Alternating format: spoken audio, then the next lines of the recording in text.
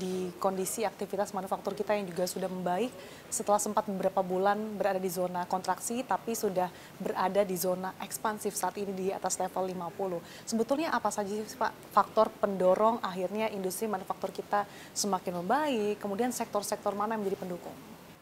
Ya, yang saya perlu jelaskan sedikit bahwa soal kondisi tertekan gitu ya beberapa bulan terakhir sebenarnya dalam dunia usaha itu biasa gitu ya, dalam dunia usaha. Cuma memang indikator-indikator itu penting untuk menjelaskan ke masyarakat dan ke publik bahwa kondisi sekarang mungkin atau kemarin mungkin masih agak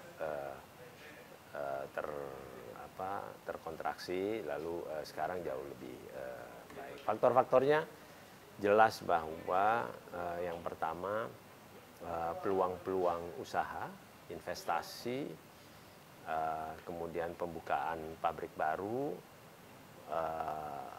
mulai bermunculan di banyak tempat. Jadi saya rasa seperti diumumkan kemarin oleh Kementerian Koordinator Perekonomian, ada sekitar 300 triliun lebih investasi di KEK, itu menunjukkan bahwa investasi di Indonesia ini menjanjikan dan rupanya dalam situasi ekonomi global yang berat, gitu, ini peluang Indonesia untuk mengambil kesempatan masuknya investasi sangat besar gitu ya, dari banyak tempat. Sebenarnya itu sudah diperkirakan oleh Bapak Presiden bahwa dengan kondisi strategis, posisi strategis Indonesia, hubungan yang baik dengan semua negara-negara tujuan ekspor itu menjadi kata kunci untuk masuknya investasi di Indonesia. Selain ketenaga kerjaan kita yang sudah handal dan sudah teruji berpuluh-puluh tahun menopang industri manufaktur. Dan beberapa indikator seperti pesanan baru, kemudian output produksi ini juga dalam fase peningkatan. Nah ini apakah juga karena faktor kebijakan atau insentif dari pemerintah, Pak? Saya ingin kasih ilustrasi, misalnya pada saat pameran Gias ya beberapa waktu yang lalu itu membludak. Kemudian para peserta semakin banyak, kemudian pengunjung juga lebih dari tahun lalu. Nah, transaksi juga kurang lebih sama dengan tahun lalu. Nah, ini menjadi indikator di saat Thailand, Malaysia, dan Singapura sektor otomotifnya turun demikian tajam, terutama Thailand, itu kita masih cukup baik. Malah ini upaya teman-teman semua pelaku usaha ini meyakini bahwa dalam waktu yang tidak terlalu lama ini juga kembali akan ada ekspansi untuk sektor otomotif. Nah, apakah itu dukungan pemerintah, kebijakan pemerintah? Saya kira semua bisa menyaksikan bahwa pemerintah ingin industri manufaktur tumbuh dengan kuat. Beberapa insentif yang sudah dilakukan pada pemerintahan Pak Jokowi sebelumnya dilanjutkan sampai sekarang.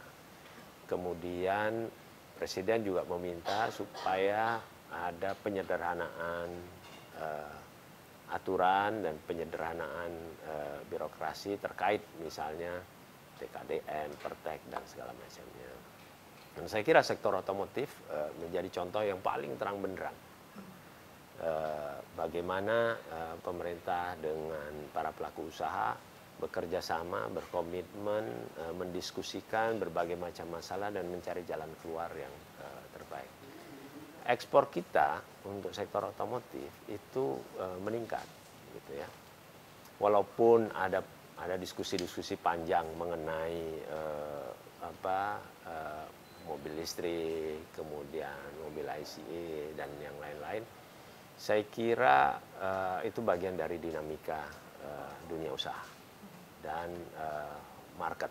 Jadi oleh karena itu yang paling penting di sini adalah apapun kebijakannya, dan apalagi kebijakan yang membantu dunia usaha, komunikasi di antara pemerintah dan dunia usaha tidak boleh putus. Itu harus dilakukan terus-menerus supaya masalah-masalah yang dihadapi baik oleh pemerintah maupun dunia usaha bisa dicarikan jalan keluar bersama.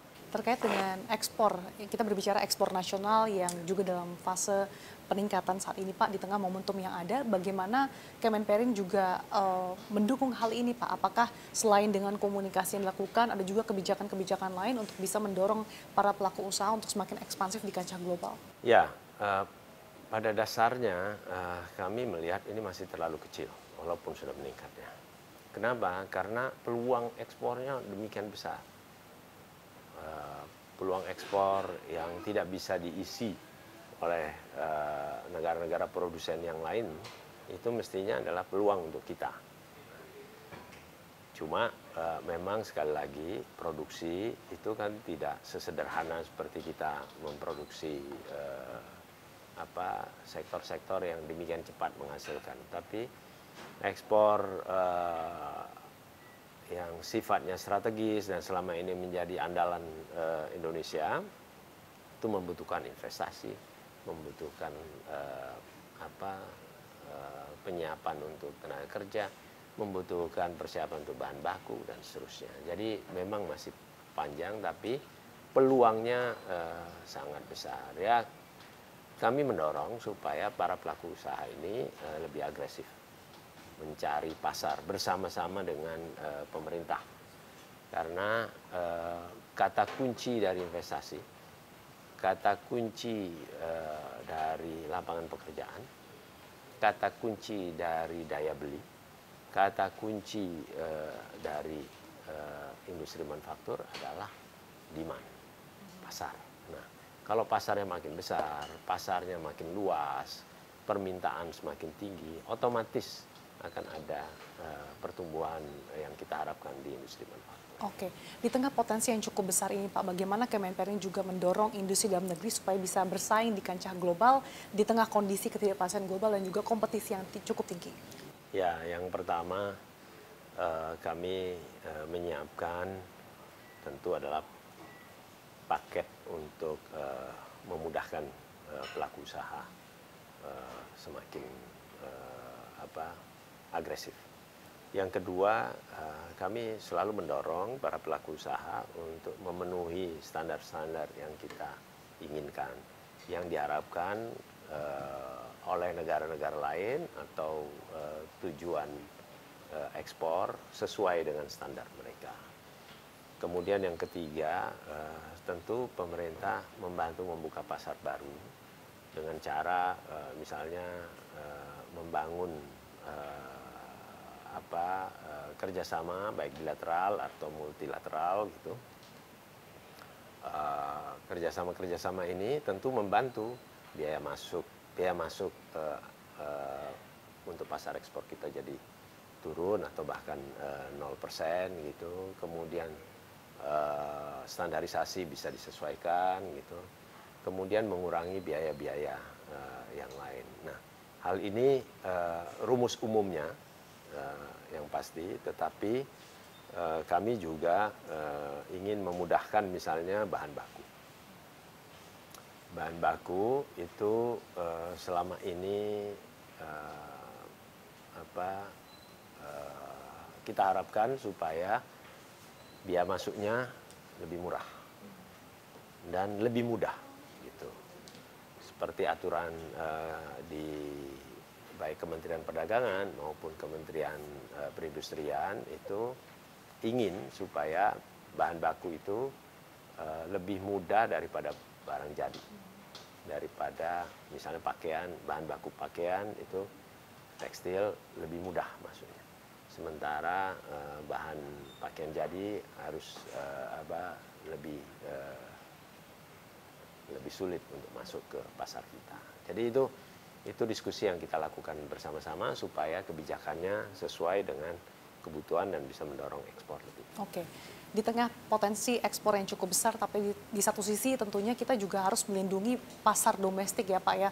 Apalagi kita tahu gempuran produk-produk impor utamanya ilegal ini masih cukup menjadi momok bagi industri dalam negeri. Bagaimana upaya Kemenperin terhadap hal ini Pak? Masih banyak di sejumlah sektor utamanya tadi terkait dengan tekstil, kemudian produk-produk lain yang masih banjir impor ilegal Pak. Ya, itu sudah jadi evaluasi awal pemerintahan Presiden Prabowo.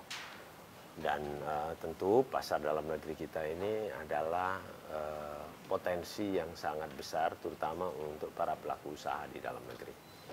Dan untuk itu ada kebijakan yang kami minta waktu itu kepada Kementerian Perdagangan dilakukan penyesuaian, gitu, supaya impor bahan barang jadi ke Indonesia itu juga melalui kontrol yang proporsional. Dan kemudian diubah dua bulan yang lalu, dan ini membantu sekali para pengusaha di dalam negeri untuk bisa menjaga